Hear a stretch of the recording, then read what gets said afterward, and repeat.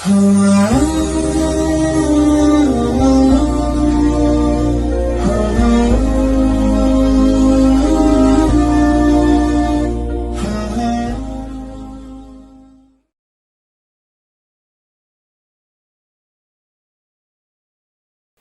alaikum wa rahmetullahi wa barakatuh. Mirë se erdhët në episodin ton të radhës të podcastit ton El Fala Studio me misafirin ton Hoxh Sinan Rushitin, pra imamin Hoxhën e xhamis El Fala në Sion të Zvicrës. Mirë se vjen Hoxh. Selam aleikum. Wa alaikum salam wa rahmetullahi wa barakatuh. Mirë se u gjejmë vëlla Egzon. Ju shpërbleft Allahu për mundin, kontributin që ka jepni si xhamat, si vëllezër rrugt Allahu te bareke ve teala. Amin. Hoxh, pra siç është në djeni, pra sot do të flasim pra në lidhje me shërimin me Kur'an, fillimin e rukjes dhe problemet shpirtërore dhe disa raste konkrete gjatë jetës suaj personale. Inshallah nëse na mundson Allah, inshallah. Hoxh, para se të hymë në detaje, si e shihni rëndësinë e Kur'anit në jetën tonë të përditshme?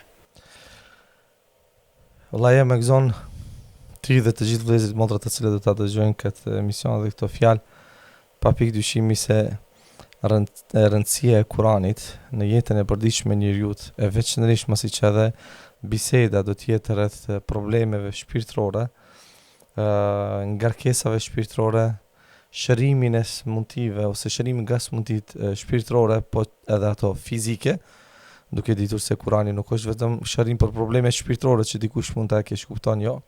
Kurani është shërim për çdo lloj ose kundra çdo lloj smundje. Dhe për shkak të saj, pra Kurani është i rëndësishëm për jetën e njerëzit. Tha ndryshe vëllajam, pa Kuran jetë s'ka. Pa Kuran shërim nuk ka. Pa Kuran udhëzim nuk ka. Pa Kuran dritë s'ka. Si mundemi me thënë se jeta e njerëzit do të jetë e lehtë ose kishte qenë e lehtë, kishte qenë e mirë, dhe se e brendshme njerëzit kishte qenë shumë mirë nëse njeriu është larg Kuranit. Prandaj gjëherë thirrja është që ne si njerëz të qëndrojmë sa më afër Kuranit, sepse është lishmëria mes nesh dhe Allahut subhanahu wa taala, dhe se ne madhrojmë Allahun te bareke ve taala fuqiplotin përmes madhrimit të fjalës së tij që është Kurani. Pra, masi që do jetë biseda rreth shërimit me Kuran dhe shërimi i problemeve shpirtërore me Kur'an, pa pikë dyshimi se është shumë e rëndësishëm Kur'ani për jetën e njerëzit. Po, a ka hadithe apo ajete në Kur'an që flasin drejt për drejt për shërimin dhe fuqinë shëruese të Kur'anit? Po, vëllai, pa pikë dyshimi kemi ajete kuranore, po kemi edhe hadithe dhe raste pra profetike se Kur'ani pa pikë dyshimi është shërim për njeriu nga smundit e tij të ndryshme.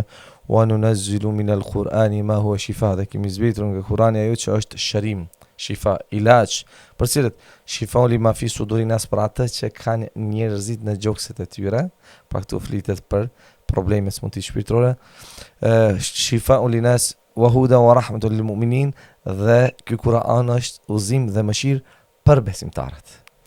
Nuk ka dyshim se njeriu nuk mund ta gjejë shërimin me Kur'an përderisa nuk beson në Allahun dhe nuk beson në fjalën dhe në mëdhështinë e fjalës të Allahut te bareke ve teala. Pastaj kemi raste ku pejgamberi sallallahu alaihi wasallam kafshon një skorpion me një transmetim ngjarpër, dhe pejgamberi sallallahu alaihi wasallam e mbyt dhe thot nuk la plag e besimtarit rahat me një fjalë, dhe këndon pejgamberi sallallahu alaihi wasallam surën Falaq, surën Nas, dhe pështyn në të dhe shërohet pejgamberi sallallahu alaihi wasallam. Po kemi rastin pastaj edhe me sahabët të cilët një grup të sahabëve kanë qenë në udhtim dhe ndalen afër një fshati ku kërkojnë ndihmë prej tyre që t'u ndihmojnë, mirë po ata refuzojnë që t'u ndihmojnë, dhe pastaj ata largohen prej fshatit, po përsëri që aty domethënë vendosin, caktojnë një vend ku do të pushojnë. Pas një kohë vjen njëri dhe kërkon ndihmë se atë kryesorin të fshatit e ka kafshu gjarpër apo skorpion, dhe njëri thot, ka dikush thot që din nga mjekësia? Dhe njëri thot, po thot me kush që të na jepni diçka nga pasuria juaj. Dhe kështu shkon kur kthehet me disa dele dhe thonë sahabët çka u bë, thotë ja këndova surën Fatiha dhe Allahu e shëroi. Pra bëhet fjalë për një smundje fizike, kafshim nga gjarpri ose shkorpioni, por Allahu subhanahu wa taala e bën që çrohet përmes këndimit të surës Fatiha, pa pikë dyshimi kjo ndodh për ata të cilët besojnë në madhështinë e fjalës të Allahut te bareke ve teala. Por ndryshe si thot Ibn Qayyim el-Jauzi, nëse personi që është i prekur themi nga bota e djajve ka një atom dyshimi, ose personi që i këndon atij Kur'an ka një atom dyshim, nuk do gjenë shërim. Ose se si krejt botën, krejt recituesit e botës me i kalu, për me gjetë shërim për smundin të cilën ai e ka për probleme, ai nuk do gjejmë. Pse? Për shkak të dyshimit që ka. Mos flasim për mos besimin. Nëse dikush nuk beson në madhështinë e Allahut, nuk beson në forcën që e ka në vetë fjalë Allahu te bareke ve teala, sepse nuk ka mrekulli më të madh se Kurani. Dhe nëse personi nuk beson, që nuk do të gjejë shërim. Por këto sahabë, këto shokët e pejgamberit sa kanë pas një bindje të fortë në madhështinë e fjalës së Allahut te bareke ve teala, dhe prandaj edhe kanë gjetë shërimin me Kur'an. Tash problemet janë shumë dhe nuk gjejet shërim dhe thonë kam qenë te filan hoxha. Vëllai, ti ke problem pikë pari me imanin, me besimin tënd, sepse ty të mungon besimi në madhështinë e Allahut te bareke ve teala. Pra ka ajete kuranore, ka hadithe, edhe në thënë raste të ndryshme profetike të sahabëve ku dëshmohet për madhështinë e fjalës së Allahut dhe se janë shëruar me Kur'an. Hoxh, si duhet ta shohim Kur'anin? Si ilaç, shërim, udhëzim apo si të dyja të bashk? Si komentohet? Ekzon vllajem, mendoj se shpesh keni dëgjuar kur gjatë fjalimeve që kanë mbajtur xhallarët në përgjithësi ata që si kam duket në fillim se Kurani është huda, është udhëzim, nur, është dritë, shifa, është shërim, është furqan, që ta mundson ta dallosh e vërtetën nga e pavërteta, që të nxjerr prej errësirës në dritë. Pra Kurani është gjithë të cilët këto, domethënë ti i cekje. Hoxh, shumica prej vëllezërve, motrave, të gjithë njohin si dikush që bën rukje, si rukjegji që i thirrim tek ne. Normal unë nuk du me më thirr ashtu, pas du me më thirr, është diçka që nuk, edhe pse normal ne jemi hoxhallar, e kemi misionin ton thirrën rrugt Allahut te bareke ve teala, shpjegimin e Islamit në mënyrën sa më të mirë për përshpëri me Kur'anin dhe me Sunetin. Sepse rukjegji, kur themi rukjegji, automatikisht domethënë personi përshkruaj një farlloj profesioni për të, kurse rukja nuk është profesion. Po, si që ceka, pra të gjithë shumicat njohin, mirësh edhe me këtë pjesë, domethënë të rukjes. Po çka mund të na tregosh diçka rreth jetës tonë personale gjatë praktikimit të rukjes, apo si erdhi momenti i parë që përballet me nevojën për rukjen? Allah shpërblet tek normal për fillimin e kësaj gjëje nuk kam fol, përpose me 3, 4, 5 vlezër, është diçka që se kam përmend këtë dhe as që e kam pas ndërmend, domethënë dikun ke 21 vjet, domethënë rukje. Kur kam qenë në fshat, normal të ne në fshat, Pellagonia, rajoni jonë, të gjithë punojmë duhan atje, dhe sot e kësaj dite punoj duhani atje. Vetëm gjë që punoj të ne është duhani.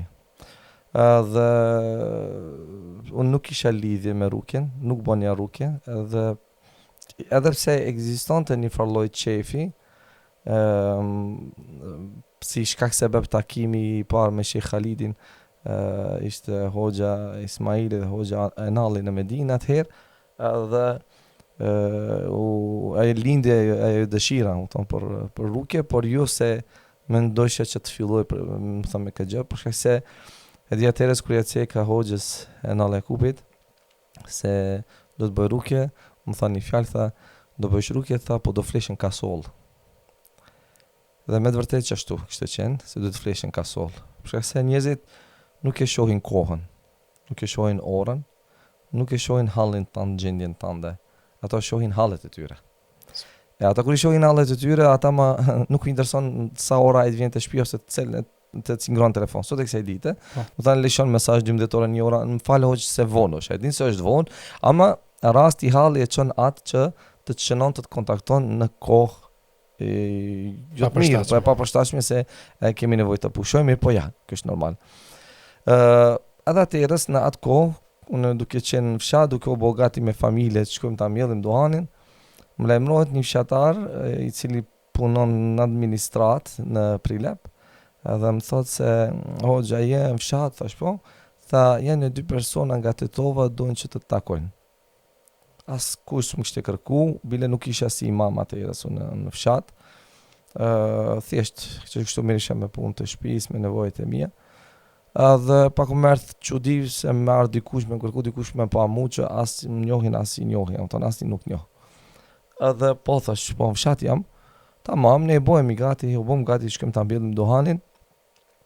Edhe unë nisëm për ta mbjellim duhanin, shoh para shkollës aty 2 persona vrejnë, persona të huaj banxhi, për shkak se në një fshat personat e banxhi vrejnë, fshati është fshat i vogël. Dhe unë ndala traktorin, thash, ju mos jeni ata që më kërkoni? Tham po. Po thash tamam, hesni tash aty e kam shtëpi, aty do ndalem edhe do flasim. Ndala traktorin, familja, krejt të më prit, thash prit një qofi se çka ka. Thjesht duke mendu se ndonë t'i bon 2-3 muhabete dhe qef punën e ti. Po normal masi që këshin ardhë prej së larti, futa më rejnda shtëpi, dhe urdhoni, tha, ne jetojmë tha në Danimark. Babën e kemi cmut. Dhe ne ty dhe vendin yt e kemi gjetë përmes ëndrës babës. Më thanë, baba e ka pa në ëndër. Ka pa në ëndër, e ka pa ëndër fshatin krejt, dhe për shkrimin e fshatit dhe për shkrimin tonë ne ka bo baba përmes ëndrës, dhe përmes ëndrës ne kemi ardhur deri këtu. Baba është i smut dhe ëndrën e ka pas e ti i këndon babës. Unë rrugë s'kam bo dhe rrugë s'jam marr. Edhe po që një maic normal të gjëra e kemi ditë se këto gjëra nuk lejohet në Islam, apo thonë se çdo herë këshillojmë vëllezërit me pas kujdes me maica, me foto, me çasi gjëra, se është vepër e fallxhorëve magjistarëve. Tamam. Thash këto gjëra nuk lejohet, po thash va këndoj një ujë, këndova, do të thënë disa sure, disa dova, disa lutje në ujin dhe vadash. Edhe shkon njerëzit, mas 3-4 ditë, mos gaboj, më lajmërohen telefon ku falendrohet baba është mirë. Ky ishte fillimi. Pra fillimi i rrugës ishte përmes ëndrave të njerëzve ku sot e kësaj dite, po fillimi veçanërisht ku edhe vajza e ministrit të punëve të brendshme dhe ajo më shef në ëndër. Edhe pastaj më lajmërohen pikë Ministria e Punëve të Brendshme, ku e sjellin vajzën për t'i këndu për t'i bërë rrugë, normal pas mos u njoh pa mos i njoh, e raste të ndryshme të shumta, kështu ka qenë fillimi i rrugës. Pra fillimi i rrugës ka qenë përmes ëndrave të njerëzve. Kështu ka dashur Allahu, neve kërkojmë sinqeritet, kërkojmë devotshmëri, lutim Allahun subhanahu taala se është një gjë shumë e rrezikshme që shumë kollaj dhe sy e fatësia edhe gjithçka mund të ndikojë në zemrat tona dhe të prishë gjithçka që mundohemi dhe mendojmë se bëjmë për hir të Allahut. Dhe me thonë kjo ka qenë një pikë nxitse që ti me fillu më marrë seriozisht me këtë praktikë të rrugës. Po vëlla, më thënë tash 12 vjet po thosë që kemi këtu në Zvicër. Përderisa kam qenë atë në fshat, normal ardha e njerëzve ka qenë më të madhe. Këtu normal kam vendu një rend pak më ndryshe sepse po asaj nuk është profesioni im rrugë. Profesioni im është, më thënë, islami, leximi, përgatitja e ligjëratave, të punoj me xhamat, nxënësit e xhamia dhe kështu me radhë, pastaj probleme të ndryshme që kanë njerëzit, po divorce, po probleme tjera psiqike, mendore, pastaj vizita që kemi jashtë xhamisë, domethënë me komunë dhe kështu me radhë, jam i detyruar domethënë që të marr një rend në lidhje me këtë gjë për shkak se kërkesat dhe nevojat e njerëzve janë të shumta. Kështu që, domethënë se ndodh 2-3 grupe nëse pranoj ditë apo ndryshe atje, subhanallahu, kam pas raste 8 në mbrëmje kam filluar deri 4 mëngjes, si jam dal. Familja krejt që shtu kam flet, shtu kam flet me zanin tim, me bërtit, me të mia. Kështu që sepse njerëzit, ashtu që në fillim njerëzit nuk i shohin kohën.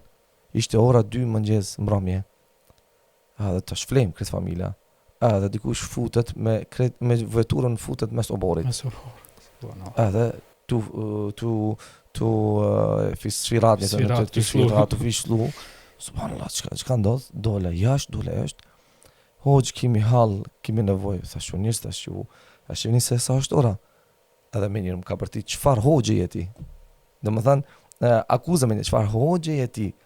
Ti ja nuk shef se çfarë halli kemi ne. Domethënë ai shef hallin e vet, nuk shef nuk e shef orën, kohën se kur ka. Si që ke edhe më herë, domethënë nuk e shohin njerëzit Po kohë. kjo normal është shumë normale dhe e kuptoj këtë. E kuptoj. Ama normal duhet kujdesem edhe për vetin tim, për shëndetin tim. A mund në hoxh me dajt me ne një përvojë nga ditët e para, domethënë, përveç kësaj, dhe një përvojë, dhe një eksperiencë më specifik.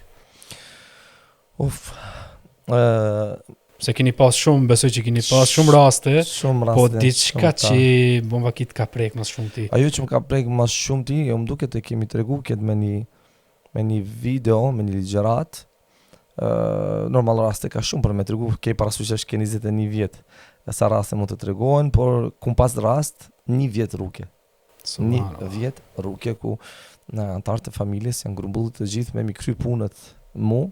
Për shkak se unë këtë kam lanë anësh, pas dore kam lanë me familje, me punët e mia, janë grumbullu, janë të vujt si familje me ndihmu se e kam pa atë mundin kontributin që ka i kemi bë për personin i cili ka vujt, një të në kohët ato me ndihmu se shkova. Kështu që 1 vjet kam pas rrugje. E që ishte më interesant ishte rasti i një vllau i cili ishte të vajza e tij jashtë në gurbet, edhe i cili më lajmërohet, më si vlla si shok, më thot diçka, thot vajza, thot nuk e shoh mirë, ka mundsi thot ti këndojsh përmes internetit.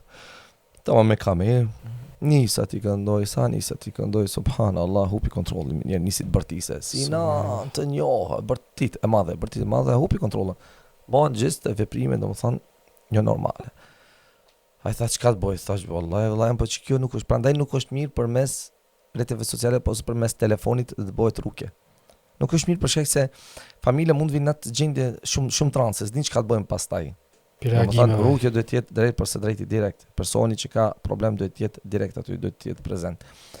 Edhe thash se ti vëlla, se di, thjesht ishte kërkesa jote, po ishte detyruar pa që të sjellë vajzën e tij. E sjell vajzën e tij për atje. Mirë po, deri te unë vajza e tij kontroll jo.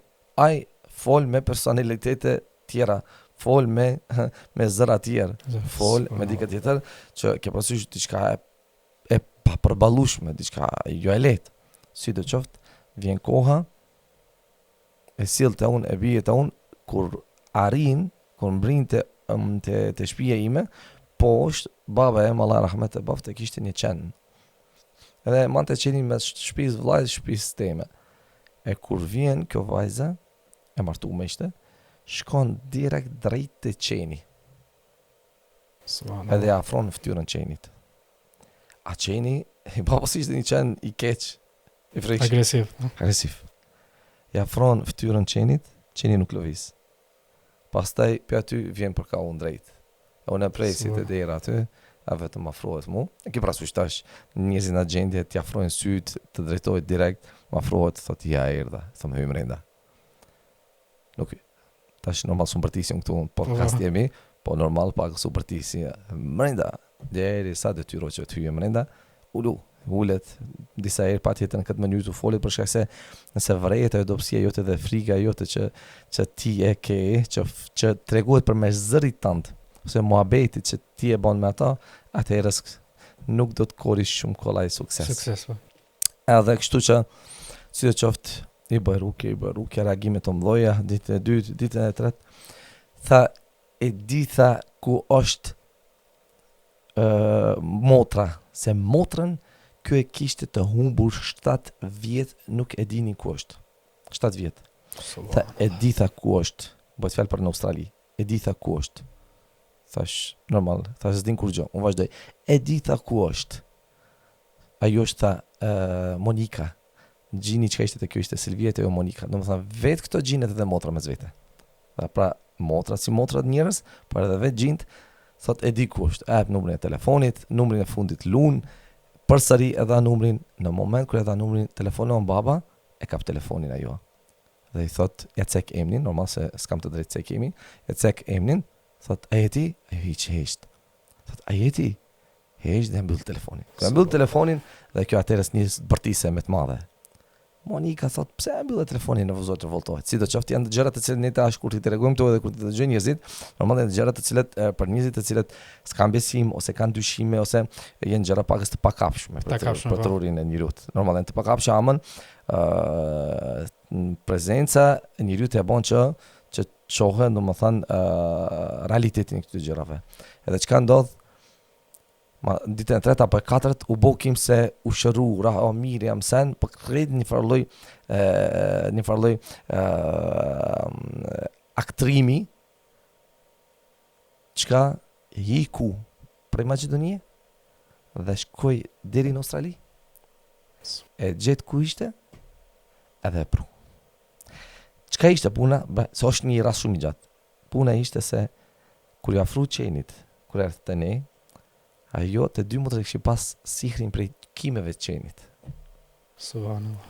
Edhe prandaj edhe u afru te qeni, sepse një lishmëri mes botës së tyre dhe qent.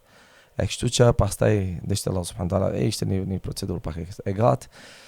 Këto janë raste të cilet edhe më kanë lodhë, kanë marrë shumë kohë, po edhe raste që kanë met në kokën time, kanë raste që një libër lirisht mund shkruhet, domethënë ke një vjet rukje, kohë gjatë lirisht një libër se çka ka ndodhur prej fillimit deri fund. 21 vite të mirësh, besoj që do dalin shumë libra. Shumë raste të ndryshme, raste të dhimbshme, prekse, po Allahu ndihmoftë kujt. Allahu na lut, Allahu na lut. Amin. Po si reagoi familja, domethënë kur e kuptoi që ti je të marrë, domethënë me jeni të boruki, jeni të Cila familja ke përsëri? Familja juaj edhe rrethi juaj. Familja si familje më njëru adaptuan natë, sepse edhe vetë koha e bën veten, adaptuan me gjë, adaptuan edhe me zëra, me bërtitje, me vjellje, me pastrim, me gjithçka. Sepse të jemi parasysh në momenti kur bëhet rrugë personit auton aty gjithçka ndodh. Gjithçka ndodh, e pritet gjithçka. E kështu që prandaj ju them vëllezërve të gjithë të cilët e kanë marrë këtë si farlloj emaneti përgjithësi. Mirë është të gjithë me pas një formular. Një formular që do ta mbushin anëtarët familjes dhe që do ta nënshkruajnë dhe që do të pajtohen me bërjen e rrugës. Domethënë, kështu që të jetë një farlloj dëshmie. Domethënë, pa marrë parasysh çka të ndodhe nesër, sepse ndodh gjithçka. Fal Allahut, s'u ka ndodh mu gjëra ke gjithë vite gjëra diçka që ne të kemi nesër probleme, por ja, kur kam marrë në Zvicër unë këtë gjë veproj. Kam formular që duhet me u pajtu familja ose personi që unë duhet me i bërë rrugë dhe duhet me nënshkruajt. Se nesër diçka, them se kemi raste kështu, kemi raste ku ti mundosh me bëj hajër, në realitet të vinë sulmet prapsht. Kështu që duhet pasur shumë kujdes, se lojrat janë të ndryshme e të papritura. Hoxha, çka keni mësuar pra nga këtu përvojat e para që ju ka shërbyer për me vazhdu edhe më tej, domethënë më marr me këtë me rrugën, domethënë. Tash rrugja si rrugje mund të shfrytëzohet për 2 qëllime, njërin prej 2 qëllimeve. Se s'u them për 2 qëllime, po njërin prej 2 qëllimeve. Për përfitime personale. E kur qëllimi është përfitime personale, siç është bëu sot rrugja biznes, dhe jo vetëm se njerëzit edhe preken ose habiten trojton, kjo është kudo, edhe në botën arabe. Rrugja është bërë si farlloj biznesi. Pra ose njeriu do ta shfrytëzon për qëllime përfitime personale ose do ta shfrytëzon për davet. Ajo që më së shumti kemi përfitu është se rrugja me të vërtet është një davet i madh. Nëse shfrytëzohet për davet, sepse njeriu kur është i smut, në familja kur e ka një njeri të smut, këshillat, nasihatet shumë ma lehtë ndikojnë. Nëse viziton një të burgosur, këshillat shumë ma lehtë ndikojnë. Kur e viziton dhe ngushëllon një njeri të prekur të sprovuar, këshillat shumë ma lehtë ndikojnë. Kur e këshillon e uzon një person të prekur nga bota e tyre dhe familjarët që shohin se çka ndodh, shumë ma lehtë ndikon. Këtë është ajo që e kam mësuar dhe këtë më të madhe duhet ta shfrytëzojmë dhe 2 gjithashtu kam kuptuar më të madhe problemet shpirtërore në të cilat hasin njerëzit dhe ballafaqohen dhe mënyrën se si tu ndihmohet njerëzve në këtë aspekt dhe se njerëzit kanë nevojë për bisedë. Këtë kam mësuar përmes rrugës. Se njerëzit nuk është puna vetëm me u këndu. Po njerëzit kanë nevojë të bisedojnë. Dhe nëse dëshiron me vërtet të jesh një psikolog, duhet me ndëgju fjalët e njerëzve, me u kuptuar atë esencën e problemit të tyre se jo edhe çdo herë ka nevojë për këndim, por ka nevojë edhe për shumë këshilla nasi. Po mjafton të dikush vetëm me shpreh, domethënë një breng që e kijet, dikush i panjohur edhe njëri çlirohet. Edhe çlirohet edhe ndikon ajo, edhe se me të vërtet tash ku në kohën e sotit është shumë vështirë të gjesh një person të cilit do t'ja çajsh hallin, të cilit do t'i tregojsh diçka, ku sot njerëzit i kanë këto probleme shpirtërore, i kanë shumë, dhe me vërtet ka nevojë për dikë të cilit do t'i folin, do t'i flasin. Po, cilat janë disa probleme shpirtërore më të shpeshta që i shihni te njerëzit? Probleme shpirtërore më të shpeshta dhe më të mëdha që i shohim çdo herë te njerëzit janë problemet psiqike mendore, okay? Mendimet negative, mendimet e liga, që njerëzit mendojnë vetëm për të keq. E kjo të menduarit vetëm për të keq, çdo moment është një lodhje e madhe psiqike. Edhe njerëzit lodhen. Se nuk është do të mendojsh një herë, dy herë. Pa ndërprerje janë këto mendime. E pa ndërprerje këto mendime, derisa edhe ëndra i ka për të keq. Do të thotë as në gjumë nuk pushon, edhe kjo i lodh njerëzit shumë dhe pastaj kjo i detyron njerëzit për trajtime tjera që ndoshta janë të panevojshme, për trajtime tjera derisa domethënë vjen në një lështi aq më të madhe. Pse? Për shkak të tyre mendimeve negative që aty i vijnë, edhe pastaj normal këto mendime negative që është prej mendimeve më të këqija është edhe vetvrasje që kanë më të madhe. Njerëzit po jo të gjithë në të së njëjtës nivo, të së njëjtës kategori. Pra mendimet negative, përzierje të ndjenjave që njerëzit i hupin ndjenjat, u ftofen ndjenjat. Mirë, keq, për ata është njëjtë. Tamam, të gjithë gëzojnë është njëjtë, të gjithë kajnë, për ata është njëjtë. Dhe kjo pastaj i çon ato hap pas hapin për të marrë një vendim jo të mirë. Kështu që këtu i kanë problemet më shumë mendore. Hoxh, si ndikon vezvesja dhe ankthi në jetën e përditshme të besimtarëve? Kemi fol për vezvesen, kemi fol për ankthet, edhe kemi postu në shënime, në më thanë, rreth vezveset. Edhe vezvese si vezvese nuk është së njëjtës kategori tek njerëzit. Allahu subhanahu wa taala e ka thënë në surën Nas, ma yuwaswisu fi sudurin nas, ajo që bën vezvese, pra në gjoksit e njerëzve, prej gjinëve dhe prej njerëzve. Kur themi për vezveset, pra se vezvesja çka do të thotë? Vezvesja është kethratu shek. Është me pas shumë dyshim. Me pas shumë dyshim, kjo është ma vezvese. Edhe vezveset më të mëdha që kanë njerëzit i kanë adhurim, ibadet. Kanë pegesa për praktikimin e fesë më të madhe. S'kan mundësi ta falin namazin në xhamat, s'kan mundësi të lexojnë Kur'an. Pra, derisa vjen në një çmenduri. Pra, shumë sulme që i kanë mendore dhe me vezvese, i kanë njerëzit për çështjet e fesë. Gjithashtu kanë edhe në lidhje me më thënë dyshime të shumta që jepen për bashortet e tyre ose e kundërta. Tradhtia. Ku mendon se bashorti e tradhton. Edhe vetëm e sulmon bashortën e tij se ju e tradhton. A normal kjo është edhe prej se vezvesja në Islam është vepër djallëzore. Është punë e shejtanit, po që përmes të cilës e shkatron njeriu dhe e lodh psikikisht. Kështu që këto probleme tash në kohën e sotit janë me të madhe, janë shumë. Edhe nëse dikush na pyet po shkaku i gjithasaj, normal pa pikë dyshimi se njeriu për të ardhur deri në këtë gjendje, çdo herë janë gjunahet, janë mëkate, ta kupton? Mëkate përsëritja e gjunaheve dhe me kalimin e vet kohës pastaj njeriu vjen në këtë hall, në këtë gjendje dhe është një luftë e brendshme, të cilën ai duhet ta bën. Sa askush nuk futet në trupin e tij për të këtë keq që t'ja largon, po është një luftë që ai duhet ta bën. Normal ne këto njerëz i këshillojmë siç kanë këshillu dietarët, siç thotë Sheikh Uthemini, duhet ta bënë kundërtën e asaj që i vjen si vezvese. Pra mos t'i shkon përballë vezveses. Mos të mbështetet, mos ta merr atë si argument, po e kundërtën ta bën. Edhe sa më shumë istighfar, sa më shumë dhikr, sa më shumë përmendurit Allahu subhanahu wa taala, lexim Kur'anin. Pse? Edhe sa më shumë menet me njerëz të cilët u flasin. Dhe këto sa më pak me fol, sepse njerëzit vezveseli nuk janë njerëz të cilët vujnë ato vetëm, po i çojnë edhe familja të vujnë. Se këto shumë u folin familjarëve në shtëpi. Qa që mu folin se që e lodhin këtë familjen, se të snale, shumë folin, e përsërisin pa ndërprej ato problemet e tyre, tamam?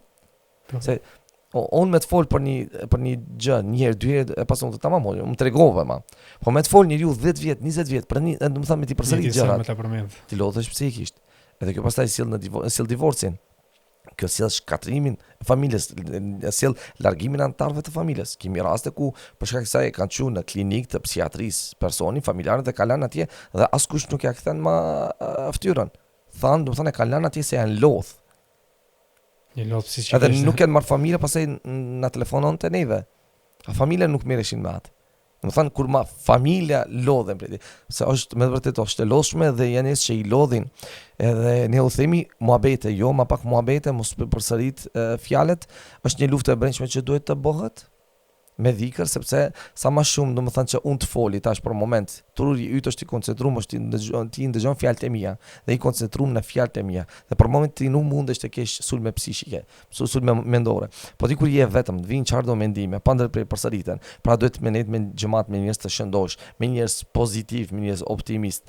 Duke përmendur sa më shumë Allahun, duke lexuar sa më shumë Kur'an, duke bërë sa më shumë dhikr, edhe do Allahu subhanahu wa taala u largon të gjithë këto këqija të cilat kanë, është një smundje e rëndë, është normal, është një smundje e rëndë që don edhe pagës kohë për largimin e kësaj të keqe. Allah i na ruajt. Amin. Shpesh dëgjojmë për syrin e keq edhe ndikimin në sulmet e gjendëve. Si e sqaron feja jon këtë çështje? Syri keq ose me syshi, të cilën e ka cek pejgamberi sallallahu alaihi wasallam në fillim e ka cek Allahu subhanahu wa taala kur mushrikët tentuan ta mbysin pejgamberin sallallahu alaihi wasallam përmes syshit. Wa yakadu alladhina kafaru la yuzliqunaka bi absarihim, dhe kur ato pabesimtarët tentuan ty që të shkatrojnë përmes syshit. Mushrikët se syshi ka qenë një gjë e njohur edhe para fesë islame. Kur mushrikët deshin ta ngordhin një deve, vetëm i thoshin shërbëtorit, thoj patronit ta bën gati deven. Kur shkon te shtëpi devja ngordhte. Do të thonë përmes syshit. Pastaj kjo ka qenë edhe një gjë e njohur dhe sot kësaj dite ne dimë shumë mirë, do të thonë ditën që festojnë dita e Shenjtë Gjergjit, në ditë ku dilnin grad plaka para portave, para, më thënë në rrugë, e duke ja këshyr lopën njëri tjetrit, edhe krejt lopët u ktheheshin me probleme, s'kishte as tamal as kurrë, të gjëra të cilat vetë i cekin i përmendin. Edhe kishin vujtje shumë, edhe ishte ditë e njohur, domethënë ku do t'i bëjnë të keq njëri tjetrit, domethënë dita e sihrit magjive, dita e mësyshit dhe kështu me radhë. Ka thënë pejgamberi sallallahu alajhi wasallam, nëse kishte qenë diçka që do të kalon kaderin, caktimin e Allahut, është mësyshi. Pejgamberi sallallahu alajhi wasallam thotë, mësyshi devën e shtin në vorb, njeriu në vorr. Mësyshi vdes. Thot pejgamberi sallallahu alajhi wasallam, pra për shkak të mësyshit njerëzit vdesin. Thot pejgamberi sallallahu alajhi wasallam në sunen e Abu Davud, aktharu ma yamutu min ummati sababul ayn. Shumica e ummetit tim do të vdesin për shkak të mësyshit. Normal tash. Njerëzit që parasysh të cilët mirën me gjëra tjera dhe nuk i kanë parasysh këtë gjë dhe e neglizhojnë këtë gjë, po ja shohin sherrin pastaj. Ja shohin sherrin. Sherrin tash ja shohin të gjithë. Me ekspozimin e të mirave rrjetet sociale, si fëmijët të vegjël, fëmijët të vegjël nuk ekspozojnë rrjetet sociale, i ekspozojnë pa ndërprer rrjetet sociale. Çdo veturë mirë çka blej me njerë, ekspozon rrjetet sociale, çdo shtëpi e bën, ekspozon rrjetet sociale, pastaj hajde ku gjejmë një hoç, shkojmë se si jeni hiç mirë, por nuk do jesh mirë as ti as e vladas kurkush. Sepse ti s'ke nevojë të ekspozosh të mirat e tua dhe t'ua tregosh botës, pse morë botës pse botës ti duhet t'i tregosh se çka ke, çka pozidon. Pse ti duhet botës t'ia tregosh fëmijën tan 3 vjeçar, 5 vjeçar, 10 vjeçar, pse? Nuk është patjetër. Apo just nuk është patjetër. Çka fiton? Edhe veç asaj. Veç asaj ti rrezikon vladin tan. Jo vetëm nga mësyshi, çdo aspekt tjetër, rrezikon. Ti ke çfarë do njerëz psikopata, çfarë do njerëz smuti ke rrjetet sociale. Po veç asaj, mësyshi, dhe pastaj tash secili i dy fëmijë autizëm, një gjë që nuk ka ekzistuar. Tamam. Po më parë s'ka ekzistuar këtë tash, domethënë ky problem me të cilin ballafaqohen njerëzit është një problem shumë i madh. U them njerëzve, nëse doni ti paksoni dhe ti zvogëloni këto probleme, mos i ekspozoni të mirat tuaja në rrjetet sociale. Pra syshi është hak. El-ainu hak, ka thënë pejgamberi sallallahu alajhi wasallam, syshi është hak. Pejgamberi sallallahu alajhi wasallam nuk ka folur nga media, po gjithçka që ka folur ka pas shpallje. Edhe pa pikëdyshimi ne besojmë në këtë që ekziston dhe besojmë në dëmin, në të keqen e mësyshit. Allahu të shpërblet hoq. Bashkë me ty. Si mund të dalloj dikush nëse ka të bëjë me probleme psikologjike apo shpirtërore? me problem e ke për qëllim si mund ta kupton se ka Ta kupton probleme psikologjike, se ka për shembull të shkon për psikiatër ose të shkon. Okej. Ndëgjoj lajm, normal nuk është edhe e lehtë, por para se gjithashtu duhet me kuptu ato simptomat. Nëse personi i cili vun i njeh simptomat e prekjes nga bota e djajve, e kupton se nga kush vjen ky problem. Sepse këto janë dy probleme që bashkohen njëna me tjetrën, përzihen dhe kollaj nuk mund të dallohen. Apo kupton? Prandaj pastaj ndodh kam pas rast se normal më thirrin edhe në klinikën e psikiatrisë. Po, ku bile atje se normal tu kanë të drejtë për njerëzit, kanë të drejtë për shembull thirrin hoxhën, edhe ata më lajmërohen, edhe më thirrin dhe shkoj, bile ma apin një dhomë aty, ma bjen personin, i këndoj, pastaj ata shohin se çka ndodh. Domethënë ndodhin gjëra që ato si kanë pa. Por me të madhe tash edhe ata i besojnë në këto gjëra. E kam pas një doktor sociologe që ka ardhur këtu, në xhami që është taku me mua dhe ka biseduar rreth kësaj çështje që beson, folin për Zvicranë, që beson në botën e djajve dhe në prekjen, domethënë që i bëhet njeriu, thotë pse thotë pak shohim prej shqiptarëve në klinikat e psikiatrisë. Këtë pyetje më parashtroj. Pse pak shohim prej shqiptarëve në klinikat e psikiatrisë? Thash për shkak se ata e kanë si traditë, e kanë si më thënë pikën e parë, ata çka bëjnë në fillim kontaktojnë me xhallarët. Për çdo problem shpirtëror që kanë seni kontaktojnë xhallarët, pra automatikisht i kanë marrë, domethënë i kanë konsideruar dhe i marrin si psikolog dhe njerëz që mundën shpirtërisht dhe psikikisht tu ndihmojnë njerëzve për problemet ose me të cilat njerëzit ballafaqohen. Pra masi që këto janë gjërat të cilat përzihen, njerëzit duhet i dinë simptomat, edhe normal ne çdo herë jemi fort lidhur me Kur'an. Dhe ne dëgjojmë Kur'an, lexojmë Kur'an dhe personi e kupton se nga i vjen ky sulm dhe se a ka nevojë të shkon të këshillohet, po më thënë me psikiatër apo jo.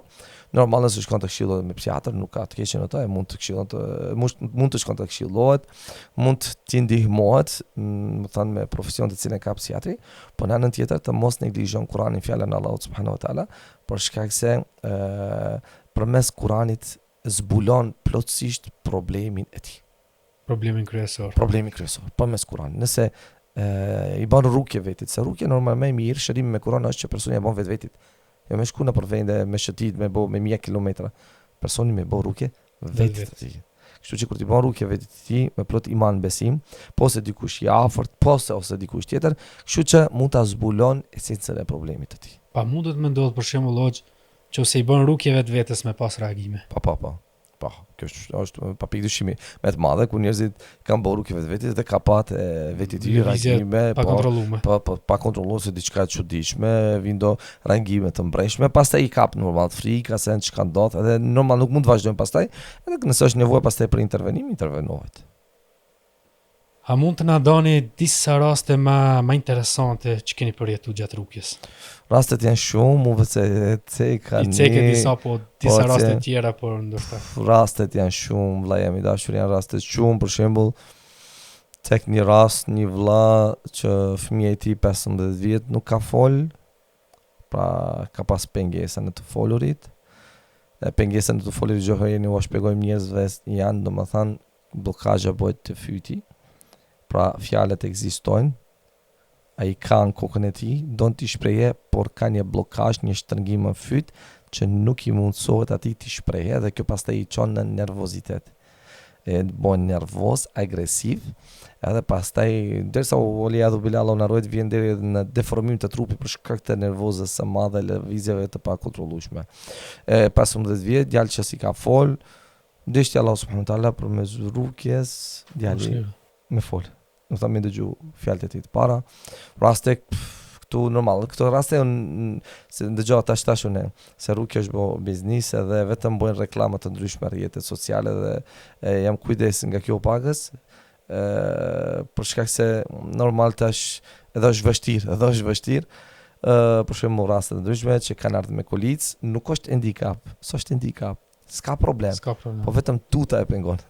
Ka një tutë në vete që nuk mund të ecë, ka bllokon kamët. Edhe për shembull me uçu prej kolicës, domethënë edhe me hec të dy bashkë këtu të na për xhami thjesht. Pra sepse ka shumë njerëz që nuk i kanë probleme, domethënë e bllokazhes, nuk kanë probleme kamësen, munden me hec, por ekziston një frikë tek ata. Rastet janë shumë vëllai në lidhje me këtë, sepse jo shumë kam qejf të foli për raste, domethënë se i vjen kjo si një farlloj thash reklami që shumë nuk e pëlqej. Allahu dasht. Cilët janë reagimet më të zakonshme që keni parë te njerëzit gjatë reagimet më të zakonshme me një reagim i parë që është të kajturit. Vaj. Sidomos tek fëmia. Në përgjithësi të gjithë. Jo kur thon gjatë këndimit, domethënë kur bëhet me njeriu të kana, domethënë këtë kanë simptomi i parë që vjen nga lukthi. E pastaj normal si reagimet normale themi që i shohim të gjithë dridhje domethënë e trupit nëse janë reagime të jashtme, nëse jo i kanë ato reagime të mbrojtshme si grup mizamiza nëpër trup, se po të tyre sulmojnë në sistemin nervor të gjoksit, të kryja, kama, durët, por në përgjithësi të vaj, të kajturit dhe dridhje e trupit të tyre. A ka ndonjë rast që u kalon mbres të veçantë? Ka shumë. Jo një, ka shumë se këto raste, kështu vëllai, nuk do të dëshiroj shumë, domethënë se kim raste shumë, por këto probleme të njerëzve janë probleme që të çojnë herë të çajsh, herë të kesh. Ç'është janë këto probleme? Ka i kesh. Janë raste domethënë ku të tipen informata pa lidhje, informata të panevojshme, shef për shembull do veprime, do reagime jo të mira, po jo me dëshirën e njeriu, ke parasysh se ne normal në këtë rast ne duhet të jemi shumë të kujdesshëm edhe të harrojmë atë privatësinë e njerëzve, e kupton. Kështu që rastet vëllai janë shumë që më kanë prejkë, më kanë lënë kështu përshtypje, qoftë pozitive ose negative, ku çdo herë mundohemi të ruajmë atë privatësinë e njerëzve, por lutë Allah subhanahu taala që t'i shëron dhe t'ju ndihmon njerëzve si janë raste të lodhshme. Edhe besoj se me kalimin e kohës e ndjejmë atë lodhshtinë edhe neve. Besoj. Po. Çfarë duhet të kuptojmë ne nga përvoja si këshill për jetën tonë? Domethënë nga kjo përvojë e gjatë e rrugës që ki bo tu pa parasysh, domethënë që ki pas shumë kontakt me njerëz që kanë probleme shpirtërore, psikologjike. Domethënë çka mujt më na me marë si këshill. Si këshill është, si këshill që e kisha dhënë në lidhje me atë që kam pa dhe që kemi si përvojë. Çdo përgjegjës si familjes të jeti kujdesshëm për familjen e tij dhe t'i vërejnë fillimin e problemeve të familjes, mos të lejon që të kalon një kohë gjatë. Mos të lejon që të kalon një kohë gjatë që pastaj do t'i vështirësohet atij për ta ndihmuar familjen.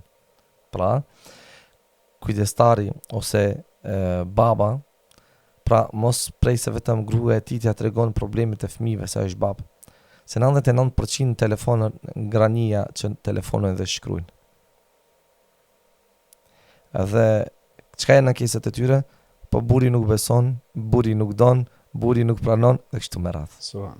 Duhet me pas kujdes se pastaj kur vjen koha që e vladit i ke pi shtëpisë, kur vjen koha ti coptohet familja, kur vjen koha që këtë prapë t'i shkon puna, të merr një rend tjetër familja e tij, atëherës ai kupton po është vonë. Është shumë vonë. Andaj këshilla ime është për çdo përgjegjës të familjeve të kujdesen dhe të kuptojnë fillimin e problemeve të familjes. E shikon, familja jote kanë falë namaz, po. A shes se tash po neglizhoj namazin, po, biri punës mbrapa. A shes se në shtëpinë tënde s'ka pas harame, s'ka pas gjëra që nuk lejon. Tash po ka dal sa vjen po shton, biri punës mbrapa. A shes se po shoqja jote ose ti po bësh agresiv dhe po përlani për palitje gjëra, biri punës mbrapa. E shef se fëmijët po të coptojnë, njëri në dhomë, njëri tjetri në dhomën tjetër. E shef se suni bashkohesh në ushqim, mbiri punës mbrapa. Pra, nuk është puna vetëm me angër, me pi, me flet, me uzgju, me shku, duhet me kuptoj këtë asnjë. Pra duhet, pse pejgamberi sa e ka përshkruajt burrin çoban. Pra të më kujdes për delet. Për ndrysh i vjen ukit janë. Pra shumë e vërtet. Hoxha masina të ardhmë në përfundim. Çfarë këshille kisha dhënë për dëgjuesit tanë për ta pasur më shumë mbrojtje shpirtërore në përditshmëri? Ta kemi frikë Allah subhanahu wa taala para së gjithash, vetin ton, familjen tona. Mos harrojmë se çdo herë jemi në mbikëqyrjen e tij, shtimin e leximit të Kuranit, dhikrit të përmendurit të Allahut te bareke ve teala, referimi dietarëve, preferohen dietarëve, marrjen e diturisë nga njerëz të shëndosh të dobishëm dhe largimin nga njerëz fallxor, magjistar, të cilët janë ndër faktorit më i madh që shtojnë problemet atyre me vetë kalimin e kohës, duke vizituar fallxor të ndryshëm dhe të ngrati duke menduar se do t'i largojnë problemet, ashtu problemet e tyre për shkak të vizitave që u bën njerëzve të tillë. Pra, mos lënia namazit, ta falin namazin çdo herë, ta lexojnë Kur'anin, të kenë harmoni në shtëpi, mos hyje haram në shtëpi, përmendit Allah subhanahu taala në atë shtëpi ka rahatllëk, ka qetësi. Allah është përbleft hoç. Bashkë me ti vëllai. Faleminderit shumë hoç për këtë rrëfim të bukur. Ishte kënaqësi. Edhe më lejo t'i falenderoj gjithë shikuesit dhe t'i drejtohen për çdo njeri që ka problem, mos t'i anashkaloj këto të mira që këto begati Allahu që na ka dhënë pra si Kurani, si shërim, dhe sa më shumë ta kem bindjen, domethënë që me të vërtet Kurani është shërim. Dhe një të kohën vëllezërit të cilët kanë marrë këtë si emanet, themi si përgjithësi, që çdo herë të gatshët për të qëndru afër njerëzve edhe pse problemet janë pafundshme. Faleminderit hoç. Allah i rrit. Po, faleminderit të shikues, vëllezër, motra për ndjekjen. Mos harroni të na bëni subscribe në kanalin ton.